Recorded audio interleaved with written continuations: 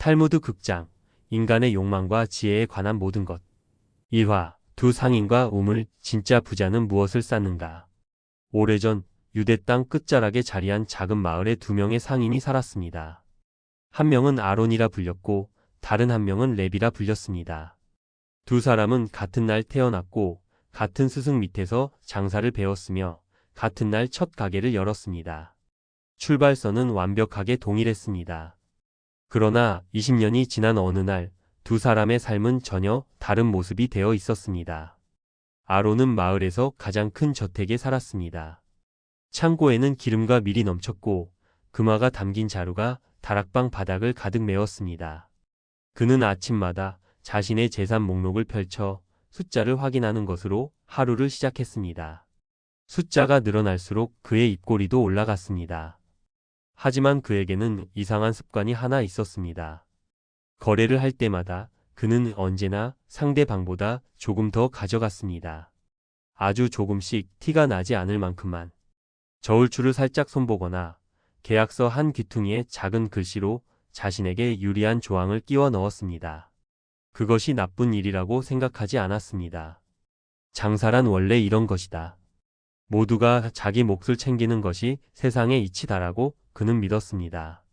마을 사람들은 그를 부러워했지만 그의 집에 초대받았을 때 묘한 불편함을 느꼈습니다. 집은 화려했지만 어딘가 차가웠습니다. 웃음소리가 들리지 않았습니다. 레비는 달랐습니다. 그의 가게는 마을 한복판에 있었고 문은 언제나 활짝 열려 있었습니다. 그는 장사를 시작하기 전에 반드시 한 가지를 먼저 했습니다. 상대방의 눈을 보며 묻는 것이었습니다. 오늘 괜찮으십니까? 처음에는 사람들이 이 질문을 이상하게 여겼습니다. 장사꾼이 물건 이야기는 안 하고 안부를 묻다니. 그러나 레비의 질문은 형식이 아니었습니다. 그는 진심으로 들었습니다. 상대방이 힘들다고 하면 거래를 잠시 미루고 이야기를 들었습니다. 상대방이 기쁜 일이 있다고 하면 함께 기뻐했습니다. 그리고 그는 거래를 할 때 항상 이렇게 말했습니다. 이 거래가 당신에게도 이루어야 합니다. 당신이 이득을 보지 못하면 저도 이것을 받을 수 없습니다. 사람들은 처음에 그 말이 사탕 발림이라고 생각했습니다. 그러나 해가 지나도 레비의 말은 한결같았고 그의 저울은 언제나 정확했으며 계약서에는 작은 글씨가 없었습니다.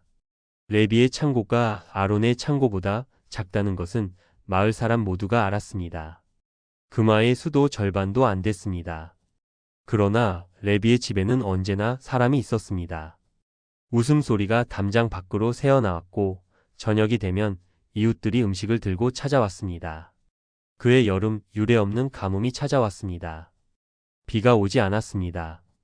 강이 말랐고 우물이 바닥을 드러냈습니다. 마을 사람들은 공황에 빠졌습니다. 먹을 물이 없다는 것은 곧 죽음을 의미했습니다. 아론은 이것을 기회로 보았습니다.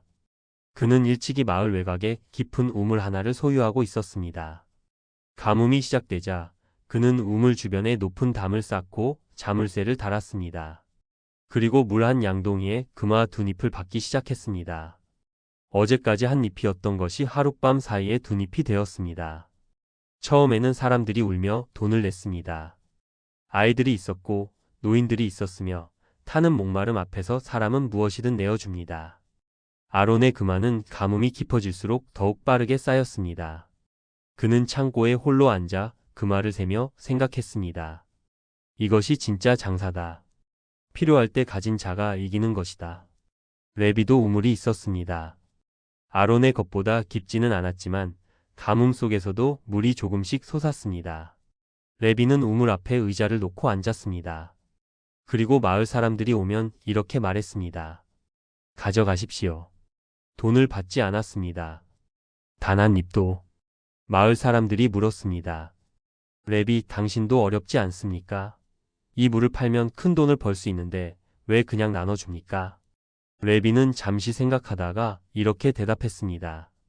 이 우물은 제 것이 맞습니다. 그러나 이 물은 하늘이 내린 것입니다. 하늘이 내린 것으로 사람의 목숨을 저울질하는 것은 제가 배운 장사가 아닙니다. 가뭄은 석 달 동안 계속되었습니다. 아론의 우물은 풍족했지만 마을에는 이상한 일이 벌어지기 시작했습니다. 사람들이 아론의 우물 앞에서는 말이 없어졌습니다. 돈을 내고 물을 받은 뒤 고개를 숙인 채 걸어갔습니다. 아이들도 웃지 않았습니다. 감사 인사를 하는 사람이 없었습니다. 당연히 없었습니다. 거래였으니까요. 그들은 물을 산 것이고 아론은 물을 판 것뿐이었습니다. 반면 레비의 우물 앞에는 줄이 서 있었지만 표정이 달랐습니다. 사람들은 물을 받을 때 레비의 손을 꼭 쥐었습니다. 눈물을 흘리는 노인도 있었고 아이들은 레비에게 달려와 안겼습니다. 사람들은 레비가 받지 않은 돈 대신 할 수 있는 것들을 가져오기 시작했습니다. 누군가는 빵을 구워왔고 누군가는 레비의 가게 지붕을 수리해 주었으며 누군가는 먼 마을에 좋은 거래처를 소개해 주었습니다. 레비는 돈을 받지 않았지만 가뭄이 끝날 무렵 그의 삶은 오히려 더 단단해져 있었습니다. 가뭄이 끝나고 비가 내린 첫날 밤 마을 광장에서 사람들이 모여 잔치를 열었습니다. 레비는 초대받았습니다. 자리가 없을 만큼 많은 사람들이 레비의 옆에 앉으려 했습니다. 아론도 초대받았습니다. 그러나 그가 앉은 자리 주변은 묘하게 조용했습니다. 사람들은 그에게 웃으며 인사했지만 그 웃음은 따뜻하지 않았습니다. 예의였습니다. 예의와 온기는 다른 것입니다. 아론은 잔치가 끝나고 집으로 돌아오는 길에 처음으로 이상한 기분을 느꼈습니다. 창고에는 금화가 가득했습니다. 그러나 집 안이 너무 조용했습니다. 아무도 없었습니다. 아내는 오래전 떠났고 자식들은 멀리 살았으며 찾아오는 친구가 없었습니다. 그는 처음으로 자신의 금화를 바라보며 생각했습니다. 이것들이 나를 따뜻하게 해줄 수 있는가? 금화는 아무 말도 하지 않았습니다. 며칠 후 아론은 레비를 찾아갔습니다. 그것은 아론에게 쉬운 일이 아니었습니다. 자존심이 강했고 20년 동안 자신이 옳다고 믿어왔기 때문입니다. 그는 레비의 가게 문 앞에 서서 한참을 망설이다가 말했습니다. 레비, 나는 당신이 어리석다고 생각했습니다. 가뭄에 물을 그냥 나눠주다니 장사꾼이 감정에 흔들리면 안 된다고 생각했습니다. 그런데 그는 잠시 멈췄습니다. 당신의 집에는 사람이 있고 내 집에는 금화만 있습니다. 나는 무엇을 잘못한 것입니까? 레비는 아론을 안으로 들이며 차를 내왔습니다. 그리고 천천히 말했습니다. 아론, 당신은 아무것도 잘못하지 않았습니다. 당신은 부자가 되고 싶었고 부자가 되었습니다. 다만 한 가지를 모르셨을 뿐입니다. 무엇을 말입니까? 레비는 창밖을 바라보며 말했습니다. 돈은 우물과 같습니다. 가두면 썩고 흘러야 맑아집니다. 사람의 마음도 그렇습니다. 당신이 가진 것을 지키려 담을 쌓을수록 담 안에 갇히는 것은 당신이었습니다. 나는 물을 나눠준 것이 아닙니다. 흐를 수 있는 자리를 만들어준 것입니다. 그 흐름 속에 사람이 왔고 사람 속에 온기가 왔으며 온기 속에 진짜 부가 왔습니다. 탈무드는 말합니다. 주는 자의 손은 받는 자의 손보다 높다고. 그러나 이것은 자랑이 아닙니다. 주는 사람이 결국 더 많이 받게 된다는 오래된 진실입니다. 아론은 그날 오래 앉아 있었습니다. 돌아가는 길에 그는 처음으로 이웃집 노인에게 인사를 건넸습니다.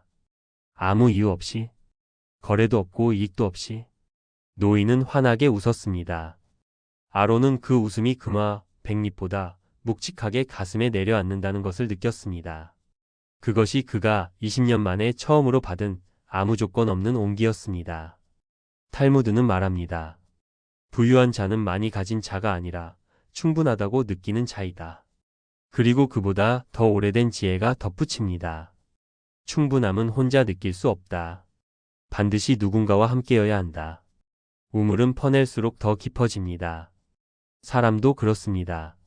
마음도 그렇습니다. 그리고 진짜 부는 언제나 그 깊어진 자리에서 솟아납니다. 이와 세 아들과 아버지의 유언, 진짜 유산은 무엇인가? 유대 땅 갈릴리 언덕 아래 한 노인이 죽음을 앞두고 누워 있었습니다. 그의 이름은 엘리야. 평생 포도밭을 일구며 세 아들을 키웠습니다. 큰아들 르우벤은 영리했고 둘째 아들 시므온은 부지런했으며 셋째 아들 레이는 느리고 말이 없었습니다. 마을 사람들은 셋째를 볼 때마다 엘리야의 근심이라고 수군거렸습니다. 엘리야는 임종 전날 밤 세 아들을 침상 곁에 불러 모았습니다. 큰아들이 먼저 물었습니다. 아버지, 재산은 어떻게 나누실 겁니까? 둘째도 거들었습니다. 포도밭과 창고는 누가 맡습니까? 엘리야는 눈을 감은 채 한참 있다가 천천히 입을 열었습니다. 나는 너희에게 똑같이 나눠줄 것이다. 그러나 재산보다 먼저 줄 것이 있다. 그는 베개 밑에서 낡은 양피지 3장을 꺼냈습니다. 각각의 양피지에는 이름이 적혀 있었고 그 안에는 짧은 문장 하나씩만 쓰여 있었습니다. 큰아들 루우벤의 양피지에는 이렇게 쓰여 있었습니다. 내가 모르는 척하는 순간 너는 이미 알고 있다. 둘째 아들 시므온의 양피지에는 이렇게 쓰여 있었습니다. 부지런한 손보다 부지런한 마음이 먼저다. 셋째 아들 레위의 양피지에는 이렇게 쓰여 있었습니다. 느린 자가 땅을 얻는다. 세 아들은 각자의 양피지를 받아들고 고개를 갸웃거렸습니다. 말뜻을 알 수 없었습니다. 큰아들은 이게 유산입니까? 라고 물으려다 아버지의 표정을 보고 입을 다물었습니다. 엘리야의 눈에는 눈물이 고여 있었습니다. 그것은 슬픔이 아니라 오래 참아온 사랑의 무게였습니다. 엘리야는 이튿날 새벽 눈을 감았습니다. 재산은 셋이 공평하게 나눴습니다. 포도밭 3구역, 창고 하나씩, 그리고 금화 300립. 큰아들 루우벤은 자신의 구역에서 가장 먼저 수익을 냈습니다. 그는 영리했습니다. 이웃 농부들이 수확 시기를 놓치면 그 포도를 싸게 사서 비싸게 팔았습니다. 계약서를 능숙하게 다뤘고 어떤 협상에서도 지지 않았습니다. 3년 만에 그의 창고는 가득 찼습니다. 그러나 이상한 일이 생겼습니다. 이웃들이 그를 찾아오지 않게 된 것입니다. 처음에는 신경 쓰지 않았습니다. 장사는 감정이 아니라고 믿었으니까요. 그런데 어느 날 그는 문서를 정리하다가 아버지의 양피지를 발견했습니다. 내가 모르는 척하는 순간 너는 이미 알고 있다. 그는 한참을 그 문장 앞에 앉아 있었습니다. 그리고 깨달았습니다. 자신이 이웃의 어려움을 몰랐던 것이 아니라는 것을. 이웃이 수확 시기를 놓친 이유가 아이가 아팠기 때문이라는 것을 그는 알고 있었습니다. 그러면서도 싸게 샀습니다. 모르는 척하면서. 그는 그날 밤 오래 울었습니다. 아버지가 왜 자신에게 그 문장을 남겼는지 비로소 알았습니다. 그것은 비난이 아니었습니다. 경고였습니다. 내가 가진 영리함이 언젠가 너를 가장 외롭게 만들 것이라는 아버지의 마지막 사랑이었습니다. 둘째 시므온은 새벽부터 밤까지 일했습니다. 그는 손이 닳도록 포도밭을 갈았고 남들이 쉬는 날도 쉬지 않았습니다. 그러나 5년이 지나도 그의 창고는 크게 늘지 않았습니다. 부지런한데 왜 가난한가? 그는 이유를 알 수 없었습니다. 어느 날 병이 나서 사흘을 누웠습니다. 처음으로 밭에 나가지 못한 날이었습니다. 누워서 천장을 바라보다가 아버지의 양피지를 꺼내 읽었습니다. 부지런한 손보다 부지런한 마음이 먼저다. 그는 자신이 무엇을 위해 일하는지 오랫동안 생각하지 않았다는 것을 깨달았습니다. 그저 일했습니다. 방향 없이, 목적 없이. 아버지가 했으니까, 남들이 하니까. 부지런함은 있었지만 왜 부지런해야 하는지가 없었습니다. 그는 병이 낫자 처음으로 멈춰 서서 물었습니다. 나는 무엇을 원하는가? 나는 어떤 삶을 살고 싶은가? 그것은 그에게 난생 처음 해보는 질문이었습니다. 마음이 먼저 방향을 정하자 손의 부지런함이 비로소 빛을 내기 시작했습니다. 셋째 레위는 마을 사람들의 말대로 느렸습니다. 그는 포도를 심을 때 다른 형들보다 2배의 시간이 걸렸습니다. 계약도 서툴렀고 협상도 못했습니다. 형들은 그를 걱정했습니다. 그러나 레위에게는 이상한 습관이 하나 있었습니다. 밭에 나가기 전에 반드시 땅에 귀를 대는 것이었습니다. 사람들이 물었습니다. 무엇을 듣는 것이냐?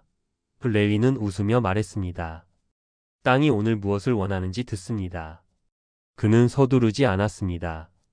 비가 올 것 같으면 기다렸고 땅이 마른 것 같으면 물을 더 주었습니다. 포도나무가 아프면 며칠씩 곁에 앉아 있었습니다.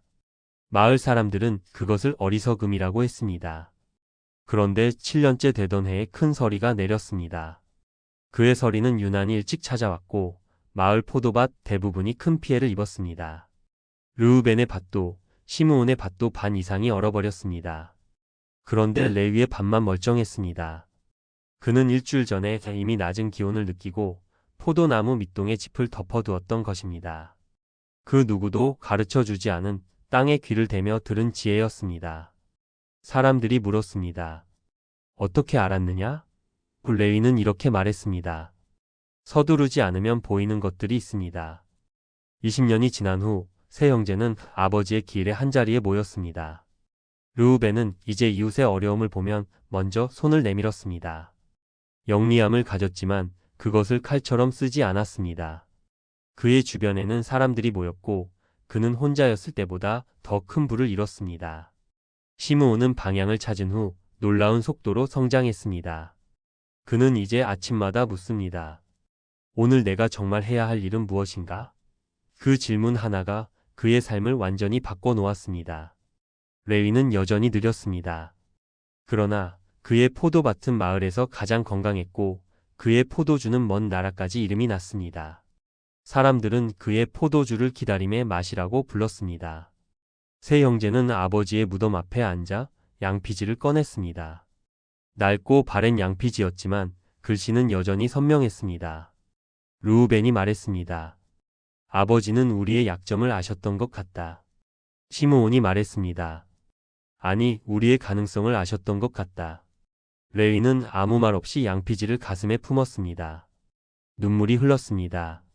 아버지의 재산은 20년 동안 각자의 손에서 불었다 줄었다 했습니다. 그러나 양피지의 말은 20년 동안 한 번도 변하지 않았습니다. 그것이 진짜 유산이었습니다. 탈무드는 말합니다. 아버지가 자식에게 줄 수 있는 가장 큰 유산은 금이 아니라 스스로 금을 캘 수 있는 눈이다. 그리고 덧붙입니다.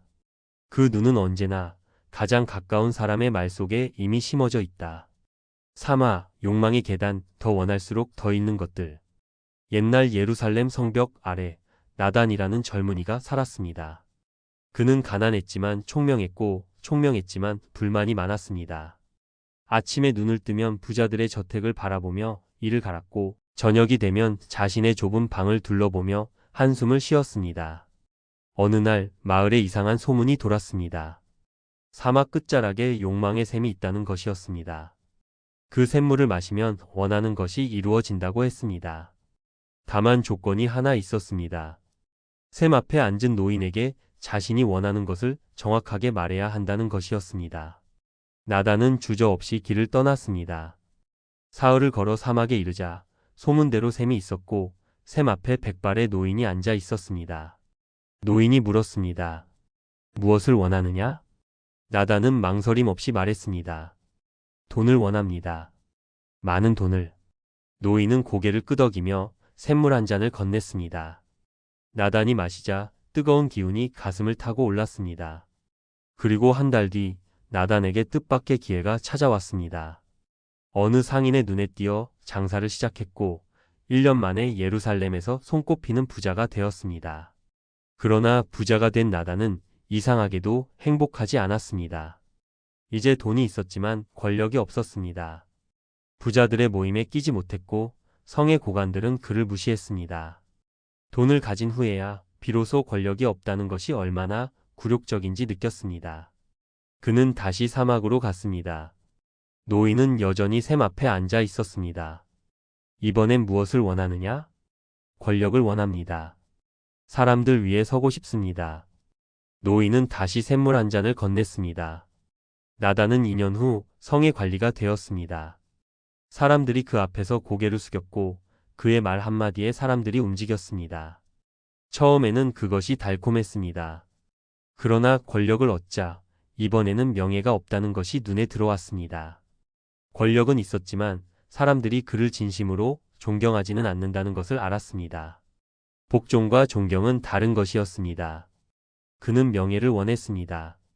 세 번째로 사막을 찾았습니다. 명예를 원합니다. 사람들이 나를 진심으로 우러르길 원합니다. 노인은 이번에도 샘물을 건넸고 나단은 마셨습니다. 그 후 나단은 성 안에서 가장 유명한 사람이 되었습니다. 사람들이 그의 이름을 불렀고 거리에서 그를 알아보았으며 아이들도 그의 이름을 알았습니다. 그런데 이상한 일이 생겼습니다. 유명해진 후 그는 더 이상 혼자 시장을 걸을 수 없었습니다. 아무도 모르는 곳에서 조용히 밥을 먹을 수 없었습니다. 사람들의 시선이 언제나 따라다녔고 누군가 자신을 보고 수군거리면 가슴이 쿵 내려앉았습니다. 명예를 얻자 자유를 잃었습니다. 그는 네 번째로 사막을 찾았습니다. 자유를 원합니다. 아무에게도 얽매이지 않는 자유를. 노인은 이번에는 샘물을 건네지 않았습니다. 그는 오래 나단을 바라보다가 말했습니다. 앉아라. 나단은 영문을 모른 채 노인의 옆에 앉았습니다. 노인이 물었습니다. 내가 처음 이곳에 왔을 때 너는 무엇이 없었느냐? 나단이 말했습니다. 돈이요. 노인이 다시 물었습니다. 그런데 돈을 얻자 무엇이 없었느냐? 나단이 천천히 말했습니다. 권력이요. 노인이 계속했습니다. 권력을 얻자? 나단이 말했습니다.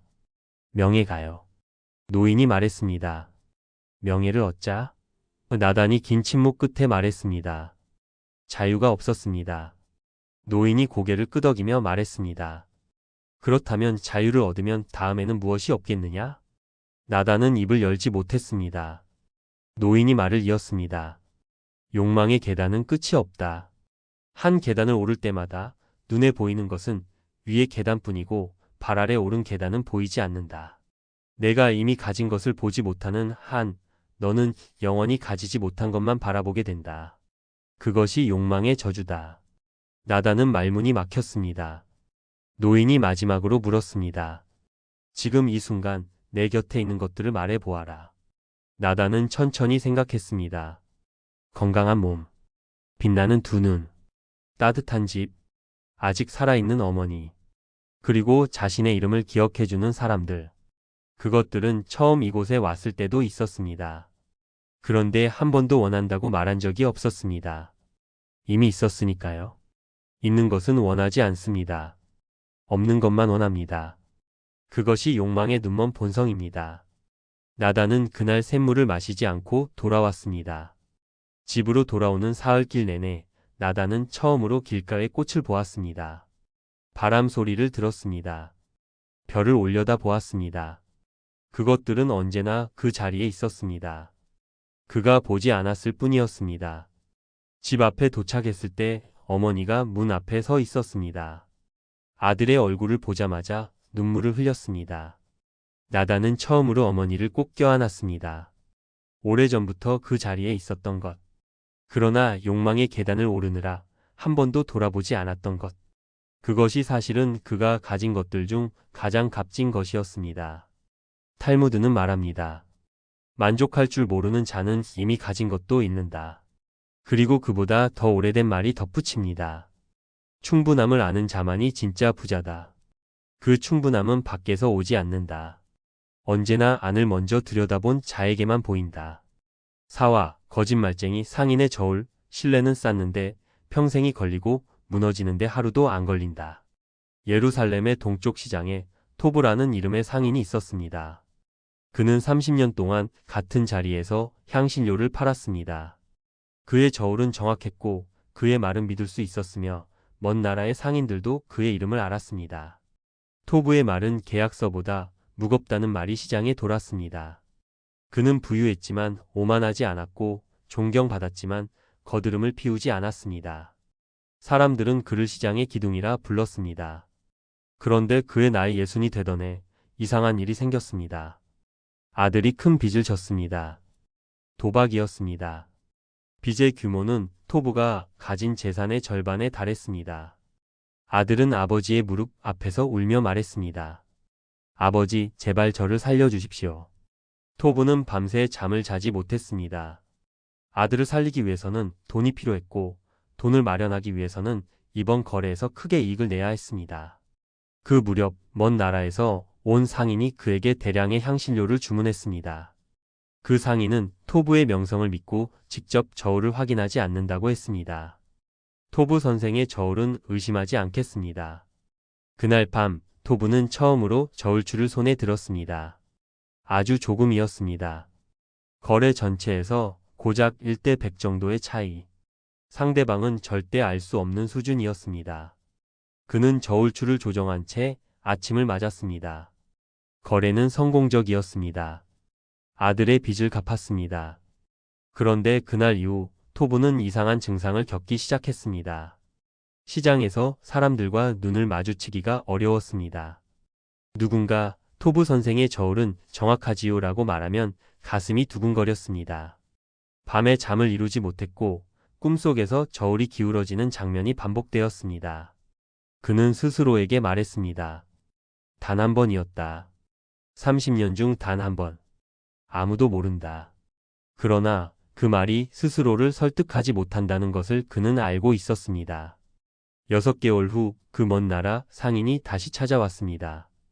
이번에는 이전보다 3배의 물량을 주문하겠다고 했습니다.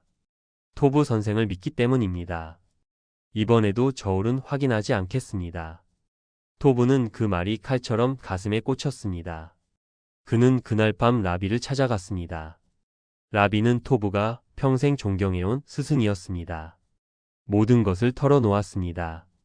단 한 번의 거짓 저울, 아들의 빚, 그리고 그 이후 6개월 동안 그를 짓누른 무게.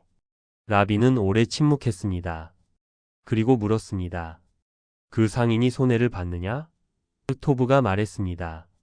네. 라비가 물었습니다. 그것이 얼마였느냐? 토부가 말했습니다. 금화 15립 정도입니다. 라비가 말했습니다. 그렇다면 그것을 돌려주어야 한다. 지금 당장. 토부가 말했습니다. 그러면 제가 거짓 저울을 썼다는 것을 고백해야 합니다. 30년의 명성이 무너집니다. 라비가 말했습니다. 토부 들어라. 내가 두려워하는 것은 명성이 무너지는 것이다. 그러나 지금 이미 무너진 것이 있다. 바로 내 아내 토부다. 밖의 명성은 남아있지만 아내 토부는 6개월 전부터 없다. 명성이란 밖이 아니라 안에서 시작된다. 안이 무너진 후의 명성은 빈 그릇이다. 화려하지만 아무것도 담을 수 없다. 토부는 눈물이 쏟아졌습니다. 이튿날 아침 토부는 그 상인을 찾아갔습니다. 모든 것을 말했습니다. 아들의 빚, 저울추, 금화 15립, 30년 만에 처음으로 한 거짓말. 상인은 한동안 말이 없었습니다. 그리고 천천히 입을 열었습니다. 토부 선생, 나는 당신을 믿고 저울을 확인하지 않았습니다. 당신이 그것을 이용할 수도 있었다는 것을 압니다. 그런데 당신은 지금 나에게 스스로 고백했습니다. 그 용기가 저울보다 훨씬 정확합니다. 그는 금화 15립을 받지 않겠다고 했습니다. 그러나 토부는 기어이 내밀었습니다. 이것은 당신의 돈입니다. 제가 가져야 할 이유가 없습니다. 그 장면을 멀리서 지켜보던 시장 사람들 사이에 조용히 이야기가 퍼졌습니다. 토부가 자신의 실수를 고백하고 돌려줬다는 이야기는 시장 전체로 퍼져나갔고 그것은 30년의 명성보다 훨씬 빠르게 사람들의 마음속에 새겨졌습니다. 그날 이후 토부의 가게 앞에는 더 많은 사람이 줄을 섰습니다. 사람들은 말했습니다. 토부는 실수한 사람이 아니다. 실수를 인정한 사람이다. 그것이 더 드물다. 그의 겨울 라비가 토부를 다시 불렀습니다. 어떠냐? 라비가 물었습니다. 토부가 말했습니다. 6개월 만에 처음으로 잠을 잘 잡니다. 라비가 웃었습니다. 그것이 진짜 이익이다. 토부가 물었습니다. 스승님, 신뢰란 무엇입니까? 라비가 말했습니다. 신뢰는 저울이다. 쌓는 데는 모래알처럼 오랜 시간이 걸린다. 그러나 기울이는 데는 단 한 번이면 충분하다. 그래서 신뢰는 지키는 것이 아니라 매일 다시 세우는 것이다. 탈무드는 말합니다. 한 번의 거짓말은 1000번의 진실을 의심하게 만든다. 그러나 더 중요한 것이 있습니다. 한 번의 진실한 고백은 사람의 마음속에 영원히 남는다. 신뢰는 무너질 수 있습니다.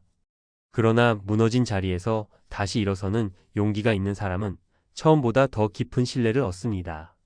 왜냐하면 사람들은 완벽한 사람을 믿는 것이 아니라 솔직한 사람을 믿기 때문입니다. 5화, 두 친구와 광야의 길. 진짜 친구는 내가 틀렸을 때 말해주는 사람이다. 유대 땅 어느 작은 마을에 어릴 적부터 함께 자란 두 친구가 있었습니다. 하나는 요나단이었고 하나는 아마샤였습니다. 두 사람은 20년 우정을 자랑했습니다. 같은 우물에서 물을 마셨고 같은 선생에게 글을 배웠으며 서로의 결혼식에서 나란히 서 있었습니다. 마을 사람들은 두 사람을 가리켜 한 몸에서 나온 두 사람이라고 불렀습니다. 그런데 어느 해 봄 두 사람 사이에 균열이 생겼습니다. 요나단이 큰 장사기를 열겠다며 아마샤에게 동업을 제안했습니다. 사막 너머 먼 도시까지 직물을 가져가 파는 것이었습니다. 거리는 멀었고 길은 험했지만 이익은 엄청났습니다. 아마샤는 고개를 저었습니다. 요나단, 그 길은 위험하다. 작년에 그 길을 간 세 상인 중 둘이 돌아오지 못했다. 내 계획에 구멍이 있다. 물을 나르는 낙타가 부족하고 경호 인원도 너무 적다. 요나단은 기분이 상했습니다. 2년을 준비한 계획이었습니다. 친구가 응원해 줄 것을 기대했는데 첫마디가 반대였습니다. 아마샤, 너는 겁쟁이냐? 위험하지 않은 길이 어디 있느냐? 나는 이미 결심했다. 아마샤는 잠시 침묵하다가 말했습니다. 요나단, 나는 너의 적이 아니다. 그렇기 때문에 말하는 것이다. 내가 듣기 싫은 말을 하는 사람이 진짜 친구다. 요나단은 그 말에 더욱 화가 났습니다. 그는 아마샤 없이 혼자 길을 나섰습니다. 처음 열흘은 순조로웠습니다. 하늘은 맑았고 길은 평탄했습니다. 요나단은 아마샤의 말이 틀렸다고 생각하며 흐뭇하게 걸었습니다. 그런데 열이틀째 되는 날 예상치 못한 모래 폭풍이 몰아쳤습니다. 낙타 두 마리가 쓰러졌고 마실 물이 부족해졌습니다. 아마샤가 말했던 그대로였습니다. 낙타가 부족했고 물이 부족했습니다. 요나단은 사막 한가운데서 발을 멈췄습니다. 앞으로 가자니 물이 없었고 뒤로 돌아가자니 힘이 없었습니다. 그는 처음으로 두려움을 느꼈습니다. 그리고 처음으로 아마샤의 말을 떠올렸습니다. 그는 혼자 낮은 목소리로 말했습니다. 내가 옳았다, 아마샤. 그 고백은 아무도 듣지 못했습니다. 사막이 들었을 뿐이었습니다. 요나단은 가까스로 살아서 마을로 돌아왔습니다. 낙타 두 마리를 잃었고 직물의 절반을 버려야 했습니다. 몸은 야위었고 얼굴은 까맣게 탔습니다. 아마샤는 마을 어귀에서 기다리고 있었습니다. 요나단을 보자마자 달려와 껴안았습니다. 아무 말도 하지 않았습니다. 내가 옳았지 같은 말은 한마디도 없었습니다. 그저 껴안은 채로 오래 있었습니다. 요나단이 먼저 말했습니다. 내가 옳았다.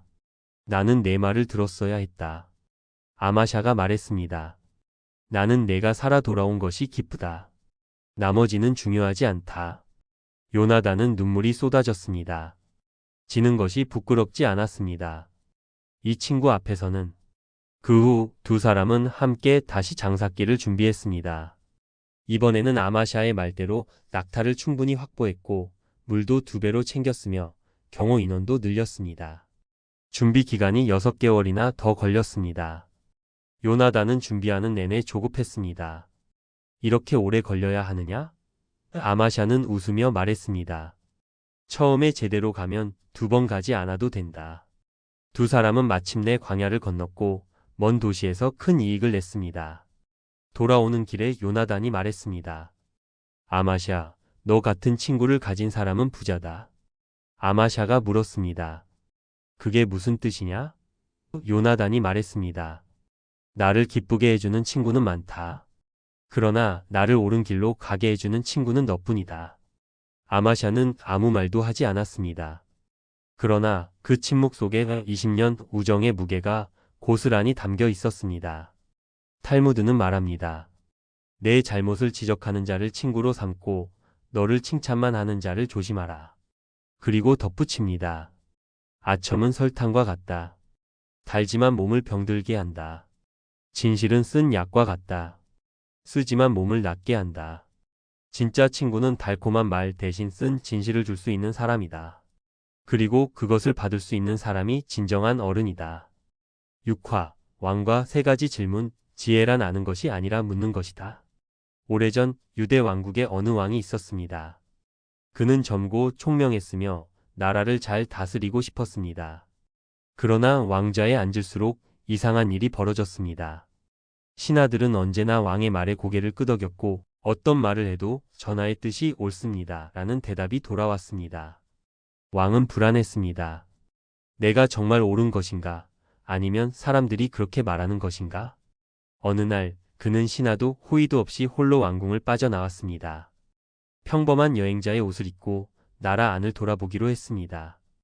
진짜 백성의 목소리를 듣기 위해서였습니다. 사흘을 걷자 산속에 작은 마을이 나타났습니다. 마을 한가운데 오래된 나무 아래 백발의 노인이 앉아 있었습니다. 아이들이 그 주변을 둘러싸고 무언가를 배우고 있었습니다. 왕은 발걸음을 멈췄습니다. 노인의 얼굴에는 주름이 가득했지만 눈빛이 맑고 깊었습니다. 왕은 그 눈빛에 이끌려 다가갔습니다. 노인은 왕을 한번 바라보더니 아무 말 없이 옆자리를 내주었습니다. 왕이 앉아 노인이 물었습니다. 무엇을 찾느냐? 왕은 잠시 망설이다가 솔직하게 말했습니다. 저는 지혜를 찾습니다. 어떻게 하면 지혜로운 사람이 될 수 있습니까? 노인이 웃으며 말했습니다. 좋은 질문이다. 그 질문 자체가 이미 지혜의 시작이다. 그런데 지혜를 찾는 사람에게는 먼저 세 가지를 물어야 한다. 노인이 첫 번째 질문을 했습니다. 이 세상에서 가장 중요한 시간은 언제인가? 왕은 생각했습니다. 과거? 미래? 왕이 되던 날? 그는 여러 답을 떠올렸지만 확신이 없었습니다. 노인이 말했습니다. 가장 중요한 시간은 지금 이 순간이다. 과거는 이미 지나갔고 바꿀 수 없다. 미래는 아직 오지 않았다. 우리에게 주어진 것은 오직 지금뿐이다. 지금 이 순간에 집중하지 못하는 사람은 과거의 후회와 미래의 불안 사이에서 평생 헤맨다. 왕은 고개를 끄덕였습니다. 노인이 두 번째 질문을 했습니다. 이 세상에서 가장 중요한 사람은 누구인가? 왕은 또 생각했습니다. 부모? 스승? 신하? 그는 지금 앞에 있는 사람이라고 말하려다가 너무 단순한 대답 같아 망설였습니다. 노인이 말했습니다. 가장 중요한 사람은 지금 내 앞에 있는 사람이다. 먼 곳의 현자보다, 역사 속의 위인보다 지금 이 순간 내 앞에서 말을 걸어오는 그 사람이 가장 중요하다. 그 사람에게 온 마음을 다하지 못하면서 세상을 다스리겠다는 것은 껍데기다. 왕은 가슴이 내려앉았습니다. 그는 오늘 아침에도 신하의 말을 절반만 들었습니다. 노인이 세 번째 질문을 했습니다. 이 세상에서 가장 중요한 일은 무엇인가? 왕은 오래 생각했습니다. 나라를 다스리는 것? 전쟁에서 이기는 것? 법을 만드는 것? 노인이 말했습니다. 가장 중요한 일은 지금 내 앞에 있는 사람에게 선을 베푸는 것이다. 거창한 일이 아니어도 된다. 지금 이 자리에서 지금 이 사람에게 할 수 있는 가장 좋은 것을 하는 것. 그것이 세상 모든 위대한 일의 시작이다. 왕은 나무 아래 오래 앉아 있었습니다. 세 가지 답이 단순하다고 생각했습니다. 그러나 단순한 것이 가장 지키기 어렵다는 것도 알았습니다. 자신은 항상 가장 중요한 시간이 언젠가 올 것이라고 미루었습니다. 가장 중요한 사람이 더 높은 곳에 있다고 생각했습니다. 가장 중요한 일이 더 거창한 무언가라고 믿었습니다.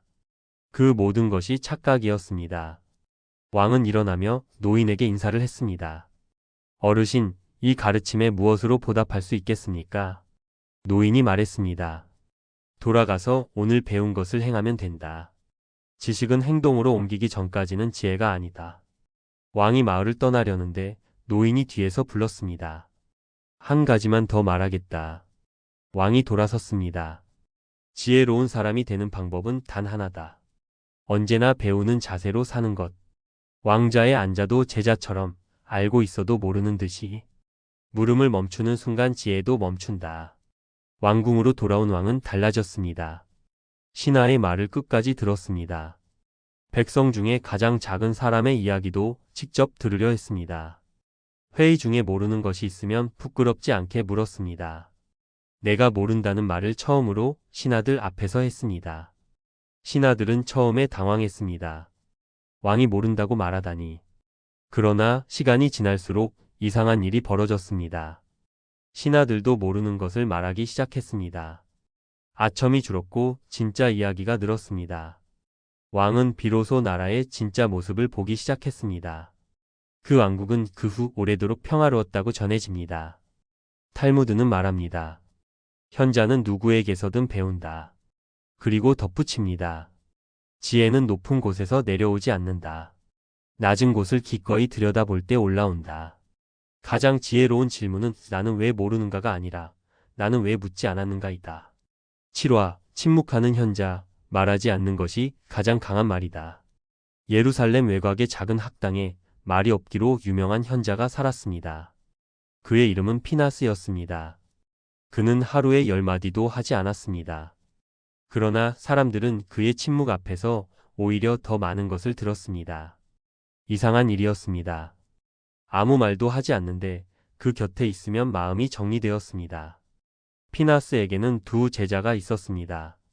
열정적인 첫째 제자 엘라자르와 신중한 둘째 제자 미카엘이었습니다. 엘라자르는 말이 많았습니다. 빠르게 생각했고 생각하는 즉시 말로 쏟아냈습니다. 그는 논쟁을 좋아했고 언제나 이겼습니다. 마을 사람들은 그를 똑똑하다고 했습니다. 그러나 그와 대화를 마치고 나면 묘하게 지쳐 있었습니다. 이유를 알 수 없었습니다. 미카엘은 반대였습니다. 그는 말하기 전에 오래 생각했습니다. 그래서 때로는 대화가 이미 끝난 뒤에야 한마디를 꺼냈습니다. 사람들은 그를 느리다고 했습니다. 그러나 미카엘이 하는 한마디는 오래 기억에 남았습니다. 어느 날 마을에서 큰 분쟁이 일어났습니다. 두 상인이 같은 땅을 두고 싸웠습니다. 각자 자신의 것이라 주장했고 증인도 있었으며 문서도 있었습니다. 마을 사람들이 둘로 나뉘어 싸움이 번졌습니다. 분위기는 험악해졌습니다. 사람들이 피나스를 찾아왔습니다. 현자시여, 판결을 내려주십시오. 피나스는 두 상인을 불렀습니다. 그리고 각자 이야기를 들었습니다. 첫 번째 상인이 말했습니다. 피나스는 들었습니다. 두 번째 상인이 말했습니다. 피나스는 들었습니다. 증인들이 말했습니다.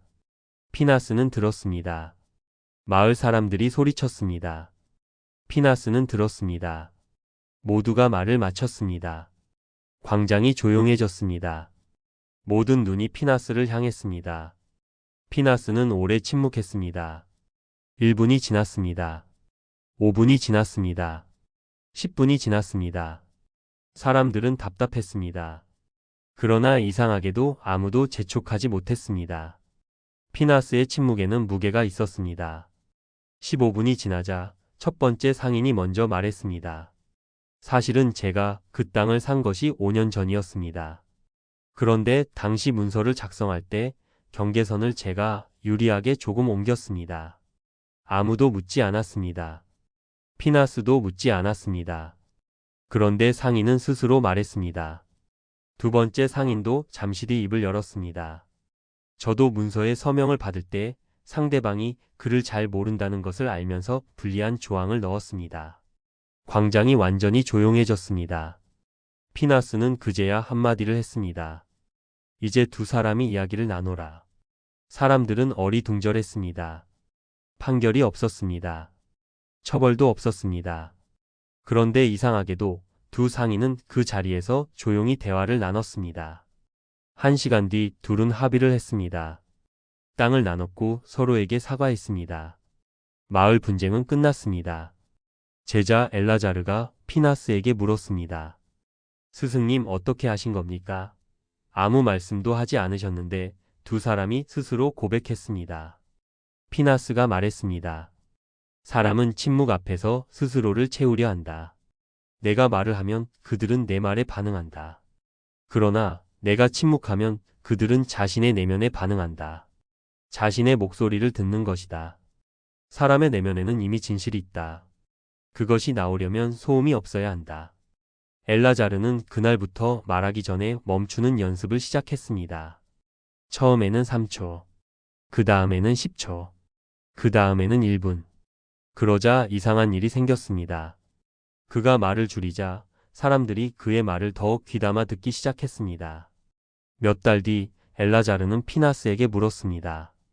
스승님, 저는 이제 침묵의 힘을 조금 알 것 같습니다.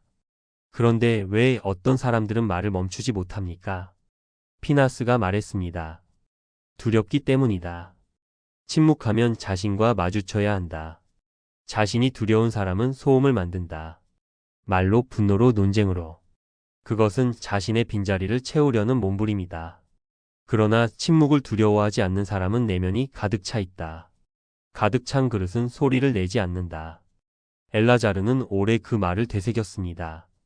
그리고 스승에게 마지막으로 물었습니다. 스승님은 무엇으로 그릇을 채우셨습니까? 피나스는 오래 침묵했습니다. 그리고 말했습니다. 듣는 것으로. 탈무드는 말합니다. 말은 은이요, 침묵은 금이다. 그리고 덧붙입니다. 말하는 것은 배울 수 있다. 그러나 침묵하는 것은 용기가 필요하다. 왜냐하면 침묵은 자신을 드러내지 않는 것이 아니라 자신을 온전히 드러내는 것이기 때문이다. 8화, 부자의 빈방, 돈이 살 수 없는 것들. 갈릴리 호수 근처 언덕 위에 유대 땅에서 손꼽히는 부자가 살았습니다. 그의 이름은 벤샬롬. 나이 55. 저택은 12개의 방으로 이루어졌고 창고에는 올리브 기름이 넘쳤으며 포도밭은 언덕 3개를 덮었습니다. 그를 모르는 사람이 없었고 그의 이름이 나오면 사람들은 반사적으로 고개를 숙였습니다. 그런데 벤샬롬에게는 이상한 습관이 하나 있었습니다. 매일 밤 잠들기 전에 저택의 방들을 하나씩 돌아다니는 것이었습니다. 하인들이 잠든 뒤 혼자 촛불을 들고 12개의 방을 걸었습니다. 큰 방, 작은 방, 손님방, 서재, 창고. 그는 방마다 멈춰 서서 안을 둘러보았습니다. 하인들은 그 모습을 보며 수군거렸습니다. 주인님이 재산을 확인하시는 것이다. 그러나 벤샬롬 자신은 알았습니다. 그것이 확인이 아니라는 것을. 그것은 탐색이었습니다. 그는 무언가를 찾고 있었습니다. 무엇을 찾는지 스스로도 정확히 알지 못했습니다. 어느 날 저녁, 마을에서 유명한 라비가 그를 찾아왔습니다. 라비는 가난했지만 눈빛이 깊었습니다. 그는 벤샬롬의 저택을 둘러보며 아무 말도 하지 않았습니다. 그저 조용히 차를 마셨습니다. 벤샬롬이 먼저 말했습니다. 라비, 솔직하게 물어봐도 되겠습니까? 라비가 고개를 끄덕였습니다. 나는 원하는 것을 모두 가졌습니다. 그런데 매일 밤 이 집을 돌아다닙니다. 무언가 빠진 것 같습니다. 그런데 그것이 무엇인지 모르겠습니다. 더 큰 집을 지어야 할까요? 더 넓은 밭을 사야 할까요? 라비는 차를 한 모금 마시며 물었습니다. 이 집에 12개의 방이 있다고 했지요? 벤샬롬이 말했습니다. 그렇습니다. 라비가 말했습니다. 그 방들에 무엇이 있습니까? 벤샬롬이 말했습니다. 가구, 옷감, 기름책, 그릇. 라비가 말했습니다. 그렇다면 그 방들에 없는 것은 무엇입니까? 벤샬롬은 입을 열었다가 닫았습니다. 라비가 말했습니다. 내일 아침 이 집을 처음 보는 사람처럼 다시 걸어보십시오. 그리고 각 방에서 웃음소리가 났던 날을 떠올려 보십시오. 이튿날 아침 벤샬롬은 라비의 말대로 집을 돌았습니다. 첫 번째 방. 그는 멈춰 섰습니다. 이 방에서 마지막으로 웃었던 것이 언제였는지 기억나지 않았습니다. 두 번째 방. 아들의 방이었습니다. 아들은 5년 전 먼 도시로 떠났습니다. 편지가 드문드문 왔지만 얼굴을 본 것이 3년이 넘었습니다. 세 번째 방. 아내의 방이었습니다. 아내는 오래전 병으로 세상을 떠났습니다. 방은 그때 그대로였습니다. 아무도 쓰지 않았습니다. 네 번째 방. 손님 방이었습니다. 그는 손님을 초대한 것이 언제였는지 기억하려 했습니다. 생각나지 않았습니다. 사람들이 그를 두려워했기 때문이었습니다. 부탁하러 오는 사람은 있었지만 그냥 찾아오는 사람은 없었습니다. 그는 12개의 방을 다 돌고 나서 마당 한가운데 서 있었습니다. 12개의 방. 모두 가득 찼습니다. 그러나 모두 차가웠습니다. 그는 처음으로 자신이 찾던 것이 무엇인지 알았습니다. 온기였습니다. 그날 오후 벤샬롬은 처음으로 마을로 내려갔습니다. 시장에서 아무것도 사지 않았습니다. 그냥 걸었습니다. 빵집 앞에서 발을 멈췄습니다. 빵집 주인이 어린 딸에게 반죽 만드는 법을 가르쳐주고 있었습니다. 딸은 밀가루를 얼굴에 묻히며 깔깔 웃었고 아버지도 함께 웃었습니다. 벤 샬롬은 그 웃음소리를 들으며 오래 서 있었습니다. 그것은 돈으로 살 수 없는 것이었습니다. 그의 12개의 방에는 없는 것이었습니다. 그는 그날 집으로 돌아와 아들에게 편지를 썼습니다. 사업 이야기가 아니었습니다. 처음으로 이렇게 썼습니다. 아들아, 내가 보고 싶다. 아무 이유 없이. 그냥. 아들의 답장은 한 달 뒤에 왔습니다. 짧았습니다. 아버지, 저도요. 벤 샬롬은 그 짧은 문장을 읽고 오래 울었습니다. 그것은 그가 평생 번 돈 전체보다 더 값진 것이었습니다. 그리고 그것은 공짜였습니다. 2달 뒤 아들이 돌아왔습니다. 벤 샬롬은 아들을 맞이하기 위해 처음으로 마당에 나와 서 있었습니다. 아들이 문을 열고 들어오자 아버지는 아무 말도 하지 못하고 그냥 껴안았습니다. 그날 밤 저택의 한 방에서 웃음소리가 났습니다. 오래간만에 웃음소리였습니다. 그 소리는 방 하나를 가득 채웠고 복도로 흘러나왔으며 마당까지 퍼져나갔습니다. 벤 샬롬은 그날 밤 처음으로 집을 돌지 않았습니다. 찾던 것을 찾았기 때문이었습니다. 탈무드는 말합니다. 집은 벽이 만들지 않는다. 사람이 만든다. 그리고 덧붙입니다. 돈은 집을 살 수 있다. 그러나 가정을 살 수는 없다. 돈은 침대를 살 수 있다. 그러나 잠을 살 수는 없다. 돈은 약을 살 수 있다. 그러나 건강을 살 수는 없다. 우리가 가장 원하는 것들은 언제나 살 수 없는 것들이다. 구와 용서한 자와 용서받은 자, 용서는 상대를 위한 것이 아니라 나를 위한 것이다. 유대 땅 어느 마을에 두 형제가 살았습니다. 형의 이름은 야이르, 동생의 이름은 갓. 두 사람은 아버지의 땅을 함께 물려받아 나란히 농사를 지었습니다. 그런데 아버지가 돌아가시고 5년이 지난 어느 해 동생 갓이 큰 실수를 저질렀습니다. 형 야이르에게 잠깐 맡아달라는 부탁을 받은 금화 50잎을 그는 사업에 투자했습니다. 이익이 나면 몰래 채워놓으려 했습니다. 그러나 사업이 망했습니다. 금화는 사라졌습니다. 야이르는 그 사실을 뒤늦게 알았습니다.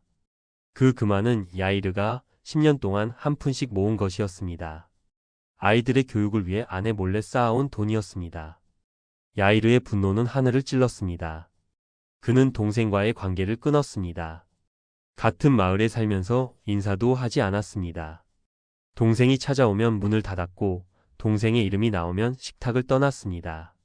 마을 사람들은 두 형제가 원수가 된 것을 알았습니다. 동생 갓은 이후 3년 동안 고생해서 금화 50잎을 마련했습니다. 형이 집 앞에 놓고 사죄의 편지를 남겼습니다.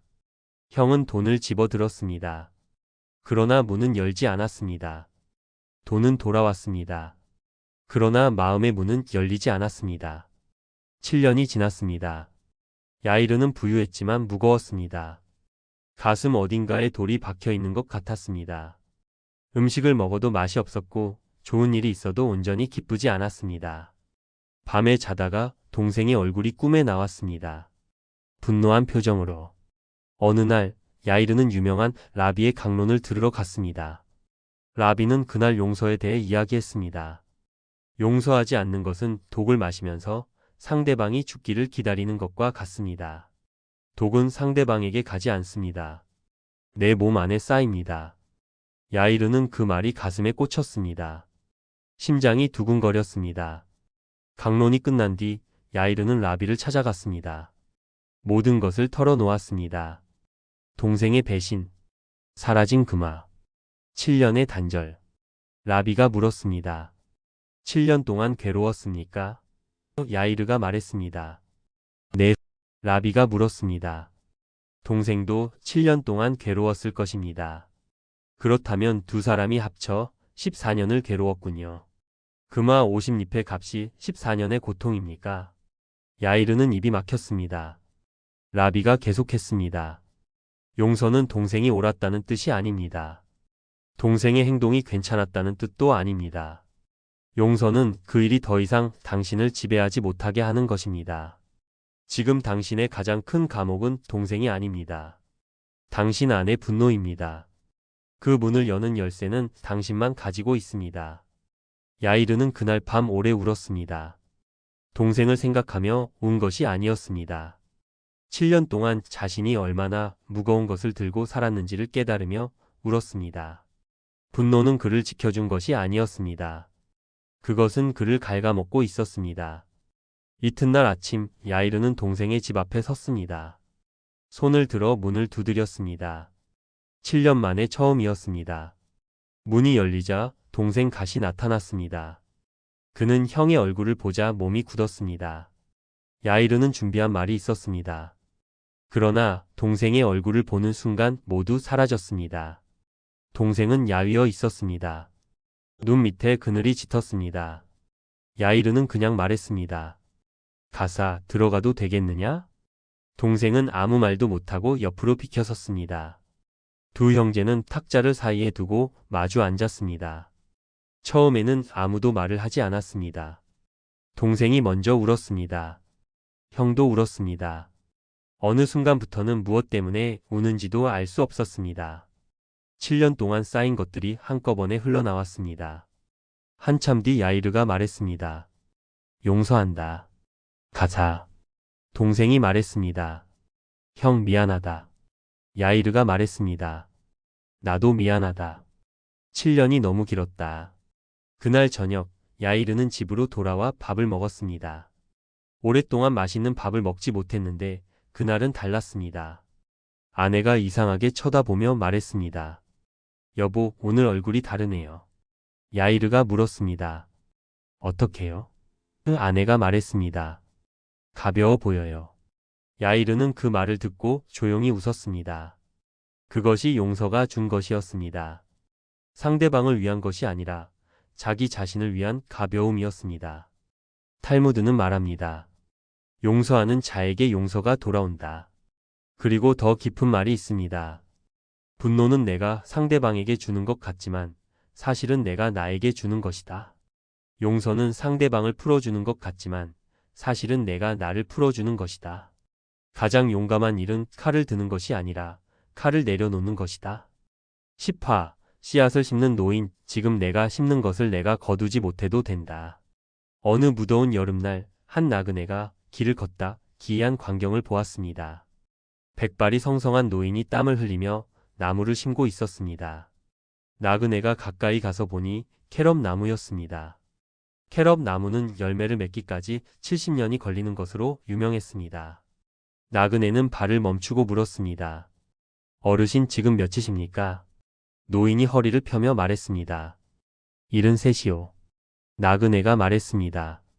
그렇다면 이 나무의 열매를 드실 수 없지 않습니까? 캐럽 나무는 70년이 걸리는데. 노인은 잠시 나그네를 바라보다가 웃었습니다. 그리고 천천히 말했습니다. 나도 압니다. 나그네가 물었습니다.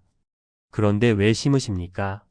노인은 삽을 땅에 꽂고 앉으며 나그네에게도 앉으라고 손짓했습니다. 그리고 말했습니다. 내가 이 세상에 태어났을 때 이미 캐럽 나무가 있었소. 나는 그 나무의 열매를 먹으며 자랐습니다. 그 나무를 심은 사람이 누구인지 나는 모릅니다. 아마 나를 보지도 못하고 죽었을 것입니다. 그런데 그 사람 덕분에 내가 살았습니다. 나는 지금 그 빚을 갚는 것입니다. 내가 보지 못할 누군가에게. 나그네는 한동안 말을 잇지 못했습니다. 노인의 이름은 혼이었습니다. 그는 젊은 시절 큰 부자였습니다. 광대한 밭을 가졌고 많은 일꾼을 부렸으며 마을에서 존경받는 사람이었습니다. 그런데 쉰이 되던 해에 이상한 생각이 찾아왔습니다. 그는 밭을 바라보며 처음으로 물었습니다. 이것이 다 무엇을 위한 것인가? 아들에게 물려주기 위한 것, 손자에게 물려주기 위한 것. 그것이 전부였습니다. 그는 더 깊이 물었습니다. 그렇다면 나는 왜 사는가? 그 질문은 답이 없었습니다. 혼이는 한동안 그 질문 앞에서 허우적거렸습니다. 어느 날 라비가 찾아왔습니다. 혼이가 고민을 털어놓자 라비는 이렇게 말했습니다. 혼이 밭은 결실을 내기 위해 존재합니다. 그런데 그 결실이 반드시 내 손으로 거두어야 하는 것은 아닙니다. 내가 지금 심는 것이 훗날 누군가의 그늘이 되고 열매가 될 때 그것이 진짜 삶의 결실입니다. 당신이 거두지 않아도 당신이 심었다는 사실은 변하지 않습니다. 호니는 그날 이후 달라졌습니다. 그는 남은 재산의 절반을 마을의 어린 아이들 교육에 썼습니다. 자신의 아이들이 아니었습니다. 이름도 모르는 아이들이었습니다. 마을 어귀에 우물을 팠습니다. 그것은 자신의 밭에 필요한 것이 아니었습니다. 지나가는 나그네들을 위한 것이었습니다. 길가에 나무를 심었습니다. 더운 여름날 길을 걷는 사람들이 그늘 아래 쉴 수 있도록. 사람들이 물었습니다.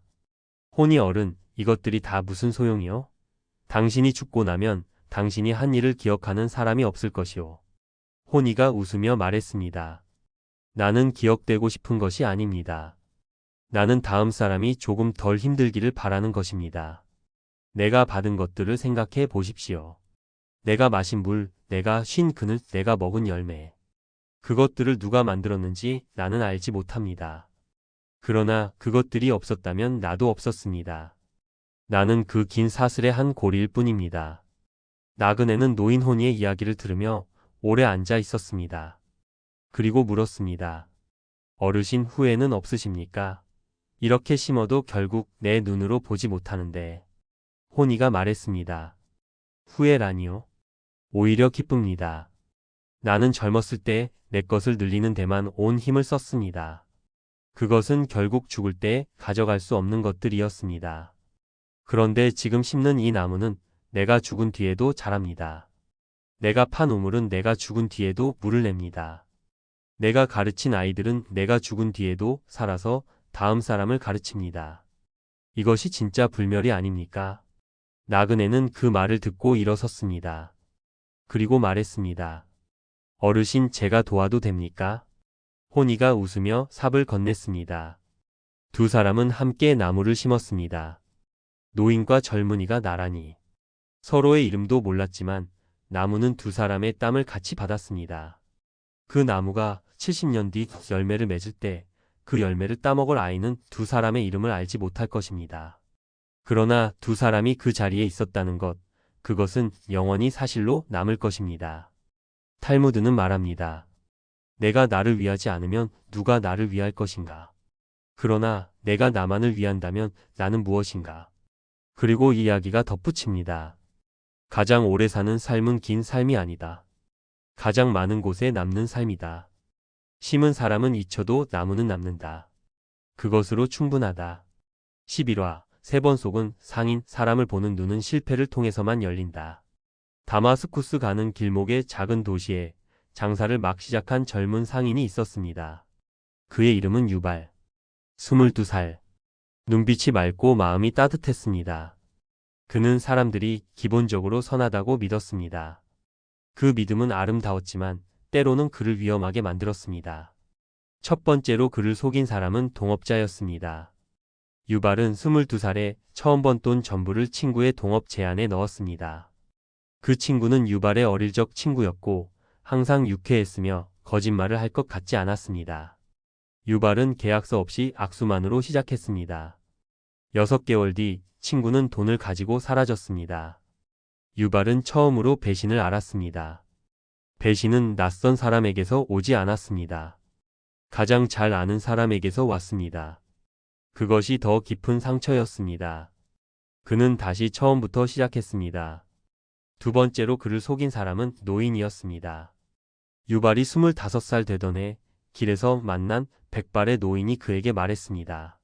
자신은 먼 도시에 큰 재산이 있는데 거기까지 가는 여비가 없다고 했습니다. 재산을 찾으면 3배로 갚겠다고 했습니다. 유발은 망설였습니다. 한 번 속은 경험이 있었습니다. 그러나 노인의 눈이 너무 슬펐습니다. 가련해 보였습니다. 그는 여비를 내주었습니다. 노인은 돌아오지 않았습니다. 마을 사람들이 말했습니다. 유발 너는 2번 속았다. 아직도 사람을 믿느냐? 유발은 이렇게 말했습니다. 나는 아직 모르겠습니다. 세 번째로 그를 속인 사람은 화려한 상인이었습니다. 28살이 된 유발에게 먼 나라에서 온 화려한 옷차림의 상인이 접근했습니다. 그는 언변이 뛰어났고 숫자에 밝았으며 근사한 서류를 들고 왔습니다. 계약서도 있었습니다. 이번에는 유발도 꼼꼼하게 검토했습니다. 그런데 계약서의 작은 글씨 속에 함정이 있었습니다. 유발은 그것을 보지 못했습니다. 거래를 마치자 유발이 받아야 할 이익의 대부분이 계약서의 조항으로 인해 상대방에게 넘어갔습니다. 세 번째 실패였습니다. 유발은 그날 밤 혼자 앉아 오래 생각했습니다. 처음에는 분노했습니다. 그 다음에는 슬펐습니다. 그 다음에는 이상하게도 차분해졌습니다. 그는 조용히 물었습니다. 세 번의 실패가 내게 무엇을 가르치는가? 며칠 뒤 유발은 마을의 현자를 찾아갔습니다. 현자는 그의 이야기를 끝까지 들었습니다. 그리고 물었습니다. 유발, 세 번 속은 것이 억울하냐? 유발이 말했습니다. 억울하기도 하고 부끄럽기도 합니다. 현자가 말했습니다. 부끄럽다고 했다. 왜 부끄러우냐? 유발이 말했습니다. 제가 어리석어서 속은 것이기 때문입니다. 현자가 말했습니다. 첫 번째 실패는 경험이 없어서였다. 두 번째 실패는 마음이 따뜻해서였다. 세 번째 실패는 꼼꼼함이 부족해서였다. 이것들 중 내 잘못은 무엇이냐? 유발이 대답하지 못하자 현자가 말했습니다. 경험이 없는 것은 죄가 아니다. 마음이 따뜻한 것은 고쳐야 할 것이 아니다. 꼼꼼하지 못한 것은 배우면 된다. 그러나 세 번의 실패가 없었다면 너는 지금 이것들을 알았겠느냐? 유발은 입을 다물었습니다. 현자가 계속했습니다. 사람을 보는 눈은 두 가지로 만들어진다. 하나는 따뜻한 마음, 하나는 차가운 머리. 따뜻한 마음만 있으면 속는다. 차가운 머리만 있으면 아무도 믿지 못한다. 둘이 함께 있어야 한다. 그 둘을 함께 갖는 법은 세상이 직접 가르쳐준다. 실패를 통해서. 유발이 물었습니다. 그렇다면 저는 앞으로 또 실패합니까? 현자가 웃었습니다. 그렇다. 그러나 같은 방식으로 실패하지는 않을 것이다. 그것이 성장이다. 유발은 30이 되었습니다. 그는 이제 사람을 만날 때 따뜻하게 웃으면서도 눈을 놓치지 않았습니다. 계약서를 꼼꼼히 읽으면서도 상대방을 의심하는 티를 내지 않았습니다. 도움이 필요한 사람을 보면 여전히 돕되 자신이 감당할 수 있는 만큼만 도왔습니다. 사람들이 말했습니다. 유발은 어떻게 사람을 저리 잘 보는가? 유발은 이렇게 말했습니다. 저는 3번 속았습니다. 그것이 저의 스승입니다. 3번 속은 것이 그를 냉소적으로 만들지 않았습니다. 오히려 더 깊이 사람을 이해하게 만들었습니다.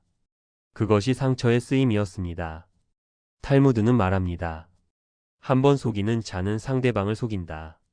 2번 속이는 자는 자기 자신을 속인다. 그리고 유발의 이야기가 덧붙입니다. 한 번 속은 자는 조심하는 법을 배운다. 2번 속은 자는 사람을 보는 법을 배운다. 3번 속은 자는 자기 자신을 보는 법을 배운다. 실패는 수업료다. 비싸지만 그 어떤 스승도 가르쳐주지 못하는 것을 가르쳐준다. 12와 두 그릇의 꿀, 베푸는 방식이 베푸는 것보다 중요하다. 예루살렘 남쪽 작은 마을에 2명의 부유한 여인이 살았습니다. 한 명은 미리암이었고 다른 한 명은 드보라였습니다. 두 사람 모두 마음이 선했고 가난한 이웃을 돕는 것을 좋아했습니다.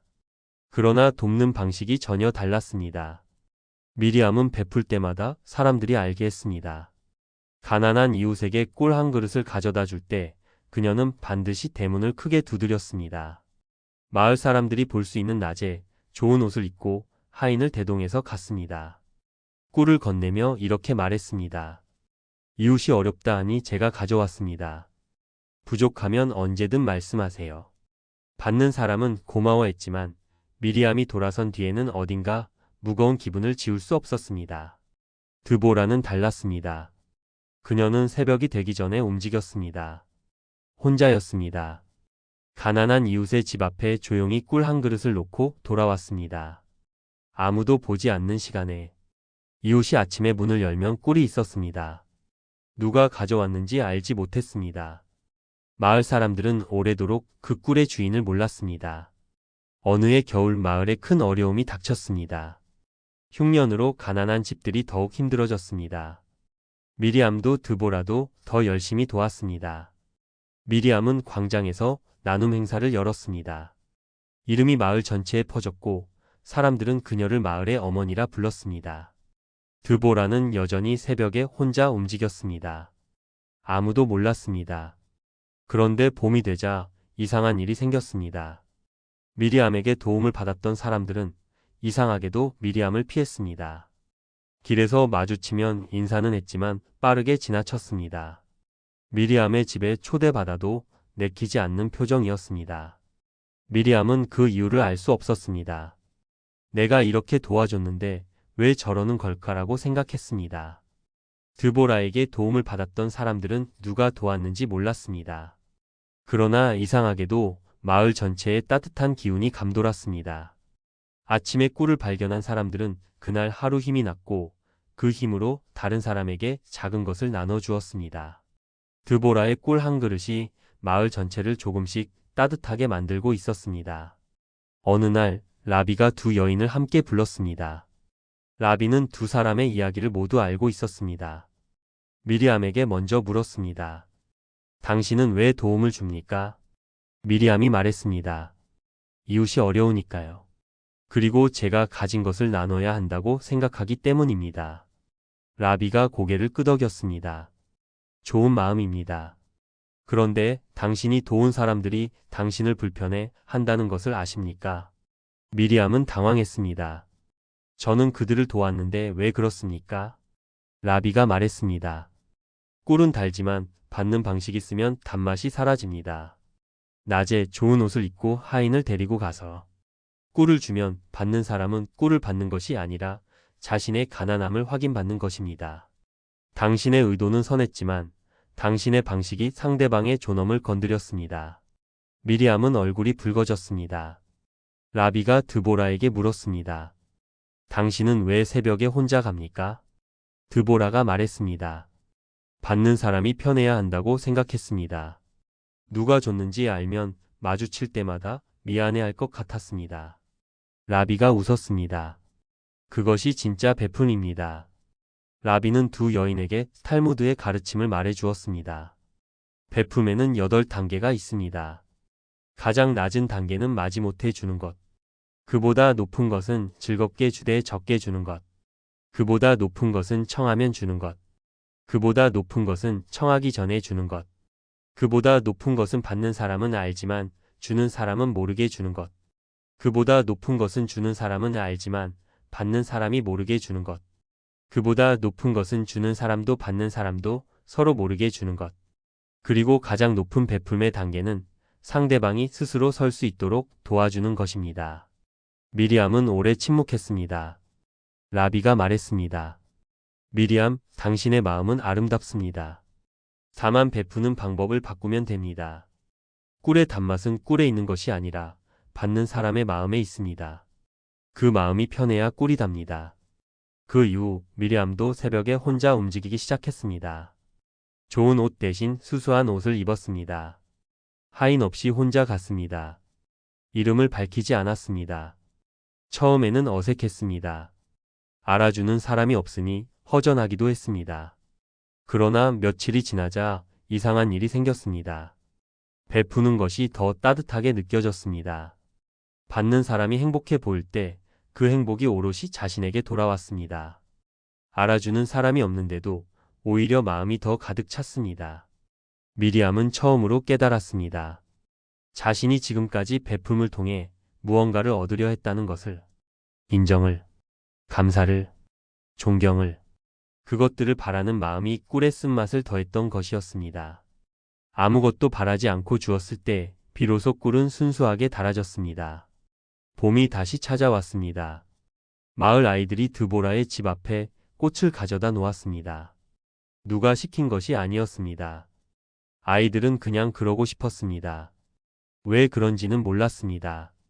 그냥 드보라 어른 곁에 있으면 따뜻한 느낌이 들었기 때문이었습니다. 드보라는 아침에 문을 열고 꽃을 보았습니다. 누가 가져다 놓은지 몰랐습니다.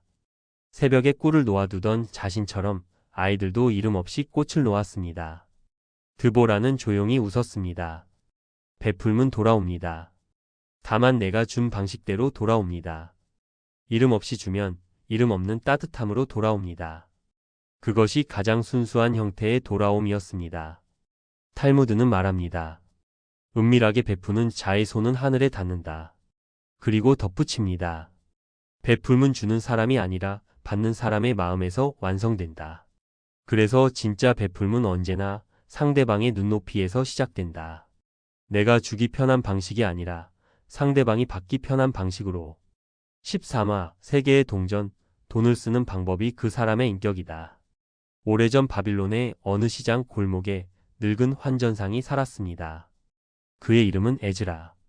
평생 돈을 다뤄온 그는 돈에 대해 한 가지 특별한 믿음을 가지고 있었습니다. 돈에는 기억이 있다는 것이었습니다. 어떻게 쓰였는가에 따라 돈이 달라진다는 믿음이었습니다. 사람들은 그것을 노인의 헛소리라고 했습니다. 그러나 에즈라는 흔들리지 않았습니다. 어느 해 에즈라에게 3명의 제자가 찾아왔습니다. 각자 상인의 꿈을 가진 젊은이들이었습니다. 에즈라는 3사람에게 똑같이 금화 10잎을 주었습니다. 그리고 말했습니다. 1년 후에 돌아오너라. 이 돈으로 무엇을 했는지 말해달라. 그것을 보고 내가 진짜 상인의 비밀을 가르쳐 주겠다. 1년이 지났습니다. 첫 번째 제자 아비가 먼저 돌아왔습니다. 그는 금화 10잎을 25잎으로 불렸습니다. 눈이 빛났습니다. 스승님, 저는 이 돈으로 저렴한 물건을 사서 비싸게 팔았습니다. 10잎이 25잎이 됐습니다. 에즈라가 물었습니다. 어떻게 그렇게 샀느냐? 아비가 말했습니다. 어떤 상인이 급하게 물건을 팔아야 했습니다. 저는 그것을 알고 원래 값의 반으로 샀습니다. 에즈라가 고개를 끄덕였습니다. 그 상인은 지금 어떻게 됐느냐? 아비가 잠시 멈췄습니다. 모르겠습니다. 에즈라는 아무 말도 하지 않았습니다. 두 번째 제자 이도는 금화 5잎만 들고 왔습니다. 스승님, 절반을 잃었습니다. 투자를 했는데 실패했습니다. 에즈라가 물었습니다. 나머지 5잎은 어디 갔느냐? 이도가 말했습니다. 2잎은 병든 이웃의 약값으로 썼습니다. 1잎은 마을 아이들에게 책을 사주었습니다. 2잎은 홀로 된 노파의 겨울 식량을 도왔습니다. 그래서 제 수중에는 5잎만 남았습니다. 에즈라의 눈빛이 달라졌습니다. 그 5잎을 쓸 때 어떤 마음이었느냐? 이도가 말했습니다. 사실 망설였습니다. 제 돈도 아니었고 불려야 했는데. 그런데 눈앞에 있는 사람이 너무 힘들어 보였습니다. 그냥 지나칠 수가 없었습니다. 에즈라가 천천히 웃었습니다. 세 번째 제자 갈은 금화 10잎 그대로를 가져왔습니다. 스승님, 저는 쓰지 않았습니다. 잃을까봐 무서웠고 어떻게 써야 할지 몰라서 그냥 보관했습니다. 에즈라가 말했습니다. 1년 동안 그 돈을 가지고 있으면서 어떤 기분이었느냐? 갈이 말했습니다. 처음에는 안심이 됐습니다. 그런데 시간이 지날수록 불안해졌습니다. 혹시 잃을까봐, 혹시 도둑 맞을까봐. 돈을 지키는 것이 이렇게 힘든 일인지 몰랐습니다. 에즈라가 고개를 끄덕였습니다. 에즈라는 세 제자를 앞에 두고 말했습니다. 아비, 너는 돈을 능숙하게 다뤘다. 그러나 너의 이익이 누군가의 절박함 위에서 나왔다. 그 돈에는 그 상인의 눈물이 섞여 있다. 그 돈은 더 크게 불 수도 있지만 언젠가 반드시 그 무게를 치르게 된다. 돈은 기억한다. 아비는 고개를 숙였습니다. 갈, 너는 돈을 지켰다. 그러나 돈은 흘러야 한다. 흐르지 않는 물은 썩듯 쓰이지 않는 돈은 그것을 가진 사람을 불안하게 만든다. 너는 돈을 소유한 것이 아니라 돈에 소유당한 것이다. 갈은 그 말에 무언가가 뚫리는 느낌을 받았습니다. 이도, 너는 절반을 잃었다. 그러나 5잎을 쓴 방식을 보아라. 병든 사람의 약이 됐고 아이들의 책이 됐으며 노파의 겨울이 됐다. 그 돈은 사라진 것이 아니다. 사람 속에 들어간 것이다.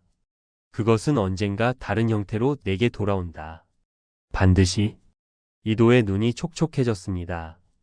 에즈라가 말했습니다. 진짜 상인은 돈을 가장 많이 버는 사람이 아니다. 돈이 가장 좋은 곳으로 흐르게 하는 사람이다. 돈은 도구다. 도구는 쓰는 사람의 인격을 따라간다.